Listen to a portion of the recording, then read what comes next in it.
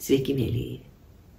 Nuo šios savaitės galima jau teikti, kad įsigali dvynių ženklas.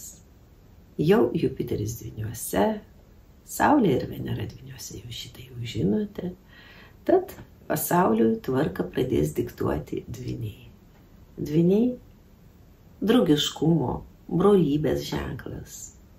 Žmonės tampa šiltesni, atviresni, stengiasi vienas kitam padėti. Štai tokie dalykai, kuriuos dabar turėsime išmokti, nes Jupiteris yra mokytojas. O mokytojas gali ir nubausti. Bausmes mes paprastai sulaukiame per užtemimus. Na, iki užtemimų toli, užtemimai tai savotiškas kosmoso egzaminas. Na, o dabar kol kas tas laikas, kai reikia rinkti gerus pažymius. Ir manau, kad bent jau šią savaitę tikrai pavyks. Planetų padėtis pakankamai rami, mėnulis jau dylantis ir iki savaitgalio bus trečia mėnulio ketvirtis, puikus laikas savo sumanimų realizacijai, o savaitgalį nuo šeštadienio jau prasideda ir paskutinysis ketvirtasis mėnulio ketvirtis. Pirmadienį nepatarčiau planuoti svarbių susitikimų, juolab dokumentų tvirtinimui. Tai 19 mėnulio diena Voras, kai nereikia įsipareigoti, nereikia žadėti, galima pakliūti į žalingą priklausomybę. Diena pasižymi ir tuo, kad nėra gera nei pinigų skolinti, nei skolas grąžinti, nei patiems nereikėtų skolintis. Nieko nekeičiame, niekam nieko nežadame. Užsiemame tais darbais, kuriuos galite atlikti vieni. Mažiau iš kitų prašykite. Kamgi bus tinkama ši diena? Ji gera kelionėm, komandiruotėm, susitikimams su žmonėmis iš toli. Bendrauti tiks, tiesa, nepatartina užmezginėti naujų pažinčių. Antradienio nuotaikos jau kitokios. Mėnulis jau bus vandenio ženkle, norėsis daugiau bendrauti, galbūt kažką keisti.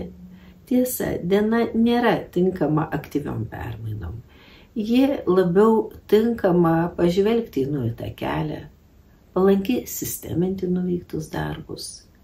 Diena apskritai tinkama darbo reikalų tvarkymui, nors pagal Saulės kalendorių tai 10 Saulės diena, kai reikia daugiau dėmesio skirti šeimai, artimiesiam, daugiau laiko praleisti namuose. Apibendrinant galima pastebėti, kad diena puikiai tinkama tiek darbo reikalams, tiek namų šeimos. Trečiadienis. Bene įspūdingiausia, o gal ir naudingiausia šios savaitės diena. Saulė įeina į karališką dvynių laipsnį. Karališki laipsniai visada sėkmė, jais reikia naudotis. Tai puikus laikas susitikimams, susitarimam, pačių įvairiausių reikalų tvarkymui, priiminėti atsakingus sprendimus. Tuo metu užsimezgusios pažintys išskirtinės. Deja, ne visa diena bus tokia nuostabi. Tas nepaprastas ir sėkmingas laikas iki 15 valandos. Tad pasistengkite kuo anksčiau pradėti šios dienos darbus, kuo anksčiau tvarkyti reikalus, kad daugiau suspėtumėte. Nuo 15 valandos Saulė išlieka puikioje pozicijoje, deja.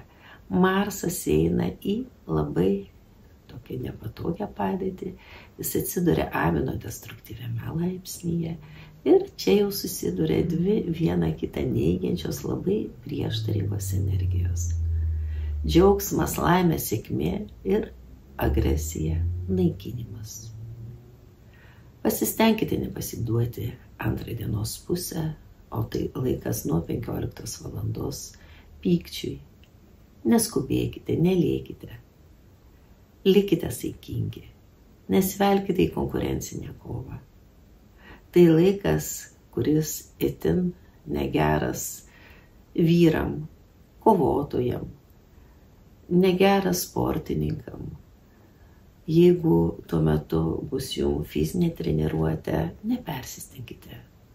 Būtent tuo metu labiau tikėtinos raumenų traumos, sausgyslių traumos. taip pat ir galvos traumos. Jei bus karšta diena, nevaikščiokite neužsidengę galvos. Išauga ir saulės smūgio, ir įvairių traumų tikimybė. Labiau reikėtų pasaugoti mažus vaikus, ypač berniukus. Saulė karališkame laipsnyje įkvėps visus lėkti, bėgti, skubėti, štai Marsas už visą tai baus. Tad saugokite savo vaikus, ypač mažamečius. Na ir ko gero, tądien bent jau po 15 valandos nepatartina nešioti raudonos spalvos drabužius. Taip pat patarčiau būti atsargesniems su aštriais daiktais, aštriais įrankiais. Peiliai, pjūklai, bet kokie tiesiog nuskilę aštrus daiktai gali jūs sužeisti. Na, o vyresnio amžiaus žmonės, įspėčiau, išauga insultų tikimybė. Įspūdingas ir ketvirtadienis. Ir vėl mes susidursime su ta pačia problema. Vienas karališkas laipsnis, vienas destruktyvus. Dabar jau karališkame laipsnėje bus Venera. Reiškia, harmonija, gėris, grožis dominuos. Ir jeigu mes viską spręsime taikos, ramybės principais, taip mes laimėsime. Na, o Marsas vis dar destruktyviame laipsnyje. Agresija, pyktis, kerštas, kelias į tikrą realią destrukciją. Nepasiduokime piktom nuotaikom. Jeigu jau apėmė įniršis, atsitraukiame, išeiname į kitą kambarį, išeiname į lauką. Tiesiog nutraukiame pokalbį, nesiveliame į ginčus, neįrodinėjame savo teisumo. Tegu bus kitas teisus.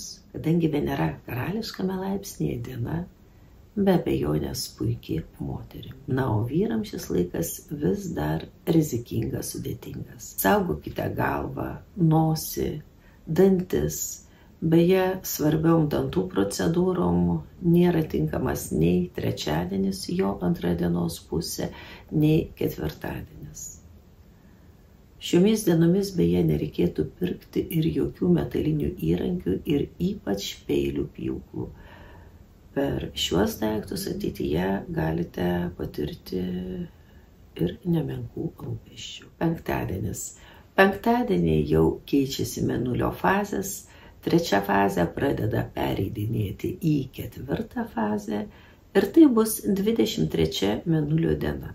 Emociškai tai gana įtemptas konfliktinis laikas, kai svarbu nepasiduoti kerštingom nuotaikom, bet tądien pakaks ir draugiško nuotaikų.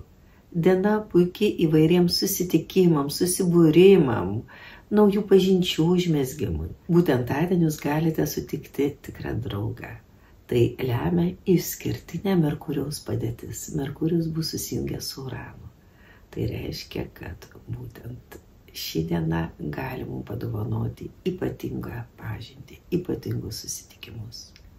Tai reiškia, kad būtent tądien mes galime išgirsti ką labai svarbaus, kas mums atvers akis, kas padės suprasti, kurią linkme judėti. Mes aiškiau išvysime ateities perspektyvas. Tądien vertėtų užmegzti daugiau draugiškas dalykinės pažintis, domėtis profesiniais klausimais. Romantiškom pažintim ir romantiškiam pasimatymam diena nebus tinkama. Atidėkite tai šeštadieniui. Ir nors šeštadienis Saturno diena, vis dėlto jinai bus palanki romantiškiam pasimatymam bei pažintim. Diena labai žemiška, kai reikia rūpintis gėriu savo namuose. Gražinkite, puoškite namus. Diena bus kupina žemiškų nuotaikų, kai reikia rūpintis žemiškais reikalais. Rūpinkite savo buitimi, rūpinkitės grožiu. Tai gausos metas, kai reikia pirkti gerus, vertingus daiktus, praktiškus daiktus. Grožis būtent turi derėti su funkcionalumu. Tai ne tik papuošalas, bet ir praktiškas dalykas. Diena beje susijusi ir su gyvūnų globa. Jeigu jūs svajojate apie tikrą draugą, apie naują šeimos narį keturkojį, būtent ši diena idealiai įsigyti. Idealiai įsigyti apskritai bet kokį naminį gyvūną ir gyvūnus netgi ūkių. Apibendrinant galima pasakyti, kad diena bus tikrai puikiai, atneš daug džiaugsmo. Bendraujant, būtent tądien gali pavykti įsigyti kai ką ypatingo, apie ką senai svajojome. Tad būkime atviri, švęskime, būkime laimingi. Deja, to negaliu pasakyti apie sekmadienį. Sekmadienis pakankamai sudėtingas laikas ir ypač vakaras. Saulė bus destruktyviam laipsniui, vakare ir Venera prisijungs prie destruktyvaus laipsnio. Ar tai reiškia, kad turime būti kuklesni, santūresni, nesipuikuoti, labiau pasirūpinti kitais. Ir dar vieną dalyką norėčiau priminti, kuris siejama su šią savaitę. Chironas asteroidas, kuris valdo svarstyklių ženklą ir yra naktinis ir jaučio ženklo šeimininkas. Asteroidas, kuris siejamas su bendravimu, su partneriškais, ypač santuokiniais ryšiais. Deja, bus itin nepalankioje pozicijoje, destruktyviame laipsnyje ir išliks ilgai, net keletą savaičių iki birželio 21 dienos. Tai reiškia, kad bus labai svarbu, kad bendraujant nepristigtume diplomatiškumo, kad nepristigtume noro išgirsti, suprasti kitą, įvertinti kitą ir negalvoti, kad esame už kitus protingesni. Gal verta pasimokyti, gal verta prisiderinti. Leiskime savo tokią prabangą pripažinti, kad kitas irgi gali būti teisus. Ir ypač jeigu tai yra tavo artimas žmogus, jeigu tai yra tavo antroji pusė. Linkiu santarvės ir pasinaudoti maksimaliai šią savaitę pasitaikančiom itin palankiom planetų padėtimi.